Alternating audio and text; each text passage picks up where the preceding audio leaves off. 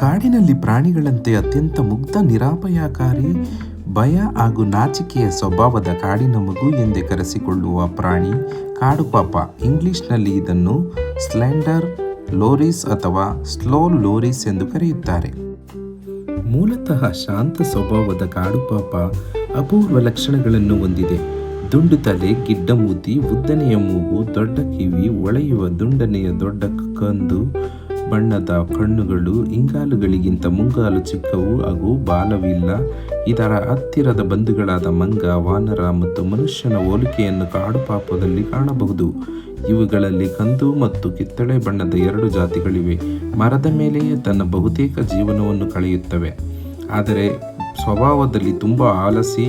ಮಂಗನ ಚುರುಕುತನವಾಗಲಿ, ಒಂದು ಮರದಿಂದ ಇನ್ನೊಂದು ಮರಕ್ಕೆ ಜಿಗಿಯುವ ಸಾಮರ್ಥ್ಯವಾಗಲಿ ಕಾಡುಪಾಪಕ್ಕೆ ಇಲ್ಲ.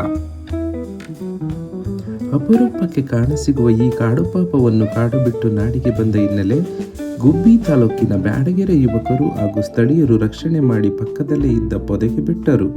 ಇತ್ತೀಚಿನ ದಿನಗಳಲ್ಲಿ ಮನುಷ್ಯನ ಆಸೆಗೆ ಕಾಡುಗಳು ನಶಿಸಿ ನಾಡಿನತ್ತ ಮುಖ ಮಾಡುತ್ತಿರುವ ಹಾಗೂ ಅಳಿವಿನಂಚಿನ ಪ್ರಾಣಿಗಳನ್ನು ಮುಂದಿನ ತಲೆಮಾರಿಗೆ ಪರಿಚಯಿಸುವ ಹಾಗೂ ಪರಿಸರ ಸಮತೋಲನ ಕಾಪಾಡುವ ಜವಾಬ್ದಾರಿ ನಮ್ಮೆಲ್ಲರ ಮೇಲಿದೆ.